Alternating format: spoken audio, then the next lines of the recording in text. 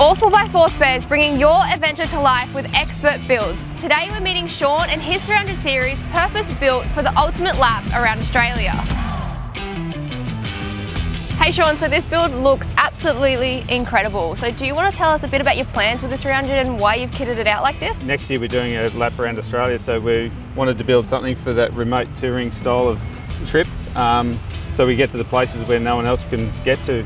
It looks like you fitted it out just for that. So let's take a bit of a deeper dive into what's actually gone onto this vehicle. All right, so we'll start up the front here, and honestly, it looks like you ticked most of the things off the list. I can see lights, bull bar, and even a winch. How are these crucial for you in this off-road trip? So when we're traveling, I guess we will be traveling by ourselves, so we wanted to make sure we had the Ironman bar on so that we hit any roos, etc., the obvious things. Lights for any night work, hopefully we won't be driving at night, but just in case. The carbon winch, 12,000 pound, we will be towing a camper trailer, so we had to make sure it was a big enough winch to get us out of trouble. And the GME CB. Well, there's nothing like hearing I'm bogged on channel 16 and it isn't new, so I can understand why you like the radio. I also see the bull bar isn't the only kind of protection you've added onto the car. I can see some brush bars and sliders as well. We do try to get into those remote areas where there's potential for either hitting the paintwork or rubbing up against a tree, so we thought it was a good idea to add those as well. I think we keep moving around the car and see what else is on it. As I look to the top of the vehicle, I actually noticed you've got the Rhino rack up there, and you've even got the Energize solar panel on top. We wanted to be able to house the awning and obviously the solar panel, but we also wanted the ability to carry max tracks when we're traveling. So we'll leave our camper trailer at camp sometimes and want to go for day trips and explore. So to be able to put max tracks and even fuel jerrys or any other sort of stuff up there was essential to our build. So Sean, I myself actually have a 300 series at home, and the reason I noticed the suspension under this car is because it's actually something I have in mind. So I see you've also chosen to go with the Lovel's GVM and GCM upgrade, but you've gone one step further than I have. You actually got the Black Hawk upper control arms, which is something that I didn't do, so you're a little bit fancier than me. But what was your idea with going with such a GVM GCM upgrade from Lovel's? Well, basically, because we'd be towing, we wanted to make sure we would be legal. We also, the pre-rego, just so we had removed a lot of issues and resale, etc.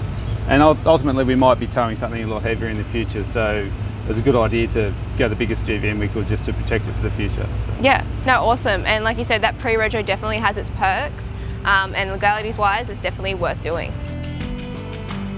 I've noticed you've gone the extra mile and you put the Brown Davies long range fuel tank underneath. Is that something that's going to be crucial with the remote touring that you want to be doing?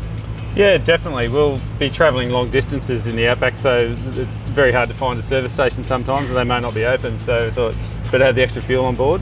Yeah. How many litres did you go with the new tank? So a total of 150, so it's an extra 40 litre basically from the stock standard. So that's enough to get you out of trouble. Yeah. And another thing as well, with the remote touring, I see that you put a bit of a 12-volt system in the vehicle as well. Yeah, that's right. We went the lead acid additional battery under the bonnet and a red arc management system basically. So gave us just that extra capacity to run the fridge in the back and charge batteries and do all that sort of stuff. So. Yeah, perfect. It's not overkill because like you said, you are going to be towing a bit of a trailer around as well. So I'm assuming that's your home base. It's going to be powering a lot of accessories. That's right. We've got lithium and all that set up in there. So that was the main charging base, and this was less, a bit of an extra treat. Another thing I've noticed with all the remote touring, there's a few modifications you've added, and what I noticed was the Oricom tire pressure monitor system, and I can see a cheeky ARB compressor behind there. With the remote touring, we're just keen to make sure that we had that advanced warning of any tyre issues going down. So it's great having the tyre pressure monitoring system by Oricom just to give us advanced warning of anything going wrong with the tyres. And the air compressor was been absolutely brilliant. So we went the ARB twin compressor with the additional air tank. And that's been great for just the speed of pumping up the tyres, but also for blowing out air filters when we're on dusty roads and all that sort of thing. When we put the ARB compressor in, we had to find a good spot to put the switch and also the actual connection point for the air hose. So we put it in the location where the original factory light is, and then we moved the light to up the top of the tailgate. I actually really like that. Another thing that makes your life easier, as you said, you're towing, I think there's something we need to check out the front because I can see the Red Arc Tow Pro in there. So looking in the interior here, it looks pretty neat and practical. Why don't you tell us a little bit about it?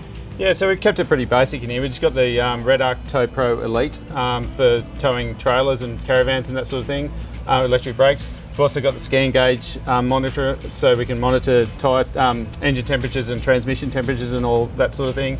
We've also got the Aerocom tyre pressure monitor gauge up on the dash, so we can check the tyres out.